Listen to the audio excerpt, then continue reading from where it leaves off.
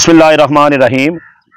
इस मुल्क को बहुत सारे माफियाज का सामना है। आप देखते होंगे कि आपके शहर में एसी साहबा जो हैं वो शहर में जाती हैं, 2 रुपए चीनी महंगी होने पर जुर्माने कर देती हैं, 10 रुपए सब्जी महंगी होने पर भी जुर्माना हो जाता है, 10-20 रुपए फ्रूट महंगे होने पर भी जुर्माने हो जाते हैं, कभी रक्शे वालों को पकड़ा जाता है।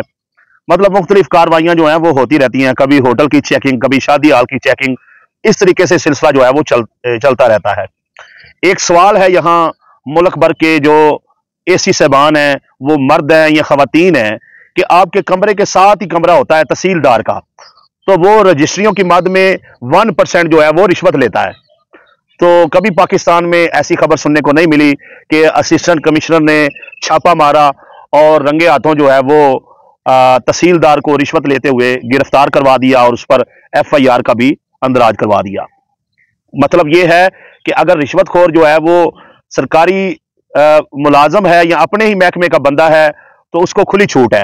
हाँ, आवाम में से अगर कोई लूटमार करता है तो उसके खिलाफ जो है वो कानूनी कार्रवाई की जाएगी। अगर पेट्रोल पंप पर जो है वो तेल कम डाला जा रहा है या रेट का कोई मसला है तो उस पर छापे मारे जा सकते हैं। अगर दूध सही नहीं मिल सकता तो वहां पर छापा मारा जा सकता है। अगर चिकन जो है वो मुर्दा मुर्गियां सेल की जा रही हैं उनको पकड़ा जा सकता है। अच्छी बात है, ये सब कुछ होना चाहिए।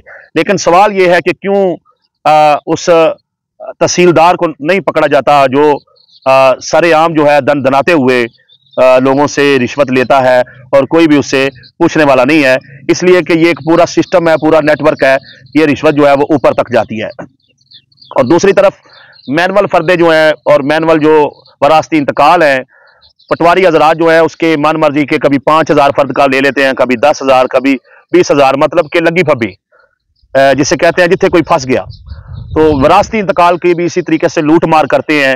जो पटवारी हजरात हैं उन्होंने कोई लिख के रेट लिस्ट क्यों नहीं लगाई होती कि भाई सरकारी तौर पर वरासती इंतकाल की इतनी फीस है, फर्द बराए रिकॉर्ड की इतनी फीस है, फर्द बराए बै की इतनी फीस है, और इसका कोई तरीकाकार जो है वो नहीं बनाया गया।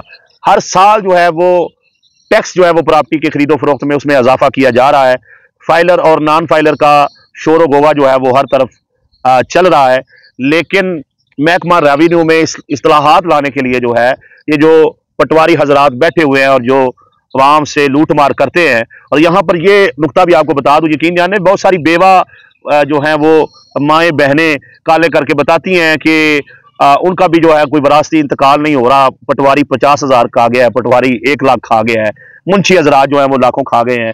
मतलब ये है कि ये ना बेवा को छोड़ते हैं, ना यतीम बच्चों को छोड़ते हैं, या ना नबीना को छोड़ते हैं, ना माजूर को छोड़ते हैं, ना बूढ़े को छोड़ते हैं। जो इनके हथी चढ़ जाए उससे लूट लेते हैं। कोई इसका तरीकाकार नहीं है, हालांकि वो नौकरी करने की तनख्वाह लेते हैं। एक पटवारी जब पटवारी भर्ती होता है तो हो सकता है उसका मकान भी अपना ना हो, और जब वो रिटायर होता है तो वो एकड़ों के हिसाब से उसने जमीनें बना ली होती हैं, बैंक बैलेंस इकट्ठा कर लिया होता है। तो ये एक सिस्टम है पूरा, इसमें पटवारी लूट रहा है, तहसीलदार जो है वो लूट रहा है। तो महकमा रेवेन्यू में बहुत ज्यादा करप्शन है, और जिसका नाम ही कहते हैं कि महकमा माल है, ठीक है ना, तो उसमें माल बहुत ज्यादा बनाया जाता है। इस तरफ भी हमारे जो रियासती अदारे हैं, जो पॉलिसी बनाने वाले हैं मुल्क की, उनको तवज्जो देनी चाहिए कि एक इंसान जिसकी अपनी जमीन है, उसका एक तो उसका वालिद वफात पा गया है, तो आगे ट्रांसफर होने के लिए 100 किस्म के मसाइल जो हैं खुद साख्ता और जाली पैदा कर दिए जाते हैं। कभी नाम में कोई गलती जो है वो सामने आ जाती है, कोई ना कोई मसला मसाइल बनाकर वरासती इंतकाल रोक देते हैं।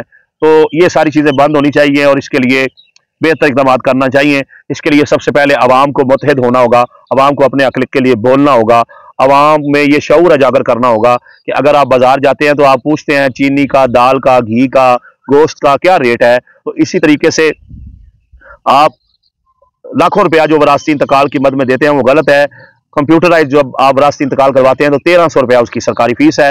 इसी तरीके से मामूली फीसों पर आपको फर्द बराए बै भी मिल जाती है, लेकिन मैनुअल में अभी भी उसी तरीके से लूट मार जो है वो जारी है। तो खुदारा पूछा करें, सवाल किया करें। अगर आपको आपका हक नहीं मिल रहा और पटवारी आपको नाजायज तंग कर रहा है तो आप मुतलका जो जिले का DC है उसको शिकायत करें। आप अगर वो रिश्वत मांग रहा है और आपने उसको रिश्वत को दी है, प्रूफ है, तो आप एंटी करप्शन में भी उसके खिलाफ जा सकते हैं। अपने हक को पहचानिए, अपने हक के लिए बोलिए, और याद रखिए कि ये सब मिलकर जो है हमें आवाम को उल्लू बना रहे हैं कि जी ये कंट्रोल कर दिया, वो कंट्रोल कर दिया।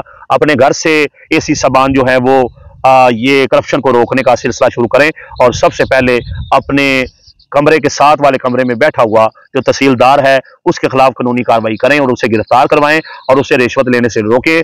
जब एक असिस्टेंट कमिश्नर पटवारी और कानूगो और तहसीलदार को जो है और नायब तहसीलदार को इनको रिश्वत लेने से रोकेगा, इनके खिलाफ कानूनी कार्रवाई करेगा, तो फिर हम मानेंगे कि वो वाकई इस रियासत के लिए मुखलस है, अवाम के लिए मुखलस है। वगरना सब जो है ये फोटो सेशन है, अवाम को दिखाने के लिए, अवाम को उल्लू बनाने के लिए ये जो है ये सारी चीजें की जा रही हैं। और खुदारा सहाफ़ी हज़रात भी थोड़ा अवाम पे तरस खाएं, जो हकायक हैं वो अवाम के सामने रखा करें।